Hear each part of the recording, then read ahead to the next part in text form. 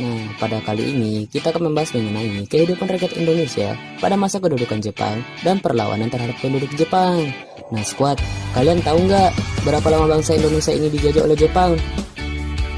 Ya, tepat sekali. Selama 3,5 tahun, bangsa kita ini dijajah oleh bangsa Jepang. Pasti banyak yang terlintas di benak pikiran kita mengenai kehidupan bangsa Indonesia saat itu dan seperti apa.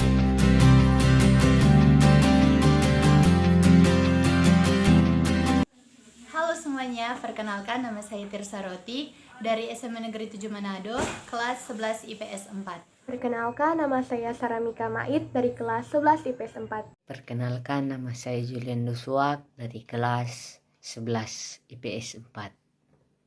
Perkenalkan, nama saya Rael Patricia Runtu dari kelas 11 IPS 4. Perkenalkan, nama saya Yudi Ujung dari kelas 11 IPS 4.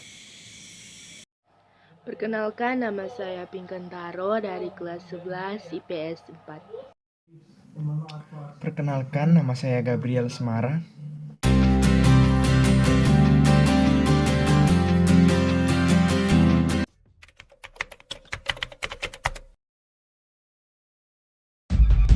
Desember 1941 terjadi peristiwa besar yang menggambarkan dunia, guys.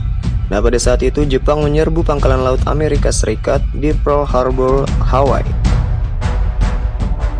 Jepang mengerahkan seluruh potensi militernya yang mencakup 6 kapal induk, 10 kapal perang, 65 kapal selam, 2.274 pesawat tempur, dan peralatan tempur canggih lainnya. Dengan kekuatan sebesar itu, Jepang mampu membuat pangkalan laut Amerika Serikat di Pasifik porak-poranda. Nah, aksi penyerangan Jepang ini kemudian berlanjut dengan menginvasi kawasan Asia Tenggara, termasuk Indonesia. Jepang pertama kali datang ke Indonesia pada tanggal 11 Januari 1942 lewat Tarakan, Kalimantan Timur. Saat itu, bangsa Belanda masih berada di wilayah Indonesia. Melihat serangan Jepang itu membuat pihak sekutu tidak tinggal diam. Sekutu kemudian membentuk komando gabungan yaitu APDACOM atau American British Dutch Australian Command yang dipimpin oleh Jenderal Sir Archibald Clark Kerr. Namun kekuatan gabungan pasukan sekutu ini nyata-nyata mampu mengalahkan militer Jepang dan harus kalah telak di pertempuran Laut Jawa. Pada tanggal 1 Maret 1942, Jepang berhasil mendarat di 3 titik Pulau Jawa, yaitu di Teluk Banten, Indramayu, dan Bojonegoro. 4 hari kemudian, kota Batavia jatuh ke tangan Jepang, atau pada tanggal 5 Maret 1942. Setelah Jepang berhasil menguasai beberapa wilayah strategis di Pulau Jawa, akhirnya tanggal 8 Maret 1942, Belanda secara resmi menyerah kepada Jepang. Otomatis, Indonesia berada di wilayah jajahan Jepang. Kemenangan Jepang atas Belanda dan sekutu nyatanya disambut sorak-sorai gembira oleh rakyat Indonesia. Berabad-abad sebelumnya, kedatangan Jepang sudah diramalkan oleh Raja Jayabaya.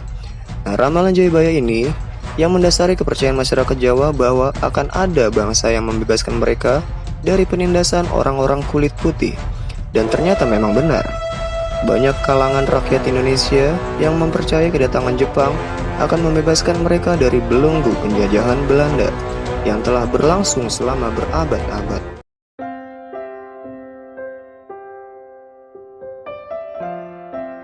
Jepang lakukan di Indonesia yaitu yang pertama perjuangan kooperatif atau kerjasama. Tidak lama setelah masuk ke Indonesia, Jepang membebaskan Soekarno dari pembuangannya di Bengkulu dan mengizinkan dia langsung pulang ke Jawa. Di sini Soekarno segera menghubungi Hatta dan Syahrir yang sebelumnya sudah mengadakan kontak dengan gerakan bawah tanah yang dipimpin oleh Syafruddin dan Darmawan Manggoen Koesoemo. Akhirnya diputuskan bahwa perjuangan nasionalis paling baik dilaksanakan dengan 2 cara. Secara resmi di atas tanah terang-terangan dan di bawah tanah secara diam-diam. Soekarno dan Hatta harus bekerja secara resmi dengan Jepang dan Syahrir sambil tetap mengadakan kontak mereka yang akan memimpin perlawanan di bawah tanah. Pertemuan antara Syahrir, Soekarno, dan Hatta merupakan tujuan-tujuan akhir untuk kemerdekaan sendiri. Soekarno menganggap Jepang sebagai fasis murni dan merasa bahwa mereka harus memakai metode perlawanan paling halus untuk mendekati Jepang. Misalnya dengan menunjukkan penampilan mau bekerja sama.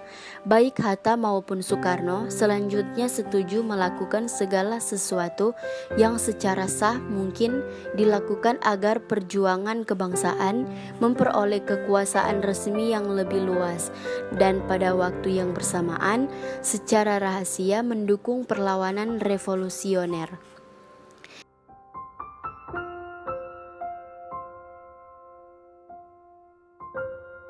Berikut ini adalah organisasi-organisasi militer yang dibentuk Jepang pada masa kependudukannya di Indonesia. Yang pertama, Seinendan Barisan Pemuda. Yang kedua, Gokutai atau Barisan Pelajar. Yang ketiga, Fujinkai atau Barisan Wanita. Yang keempat, Keibodan atau Barisan Pembantu Polisi. Yang kelima, Barisan Pembantu Prajurit atau Heiho.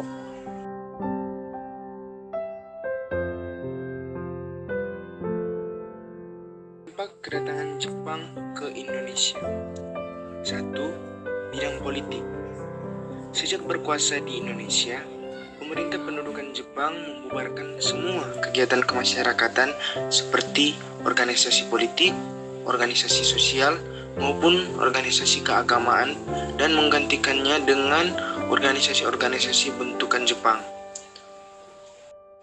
Satu-satunya organisasi yang tidak dibubarkan yaitu Majelis Islam ala Indonesia. Namun, karena kekhawatiran membahayakan kepentingannya, Jepang kemudian membubarkan pada tahun 1943 dan menggantinya dengan Majelis Syuro Muslimin Indonesia. Juga mengadakan pengawasan ketat terhadap gerak-gerik tokoh penggerakan, terutama yang bersikap non-kooperatif terhadap Jepang melalui polisi rahasia yang disebut Kempitai.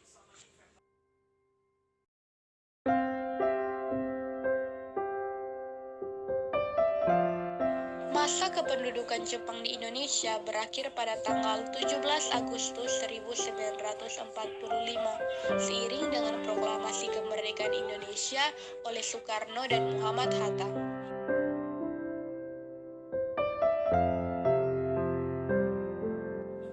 Kesimpulan, pertama, latar belakang kedatangan Jepang ke Indonesia. Kedatangan Jepang ke Indonesia dilatar belakangi oleh beberapa hal, yaitu A.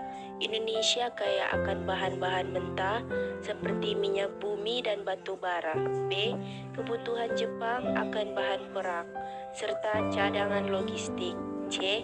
Wilayah Indonesia menghasilkan banyak produksi pertanian dan peternakan yang dibutuhkan untuk memenuhi kebutuhan perang Jepang. D. Indonesia memiliki tenaga manusia dalam jumlah besar untuk membantu perang Jepang.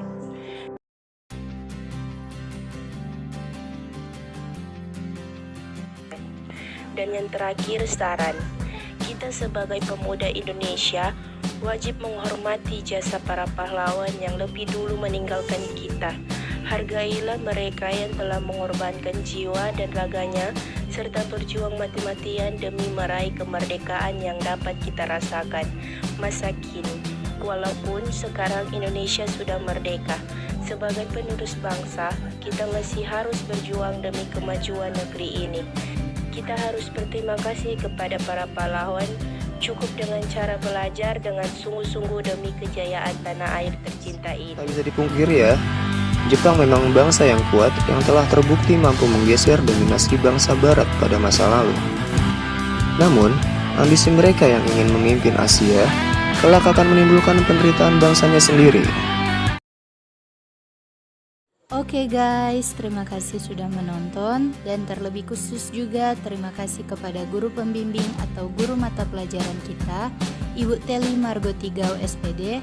Semoga video ini dapat bermanfaat dan dapat meningkatkan rasa cinta kita.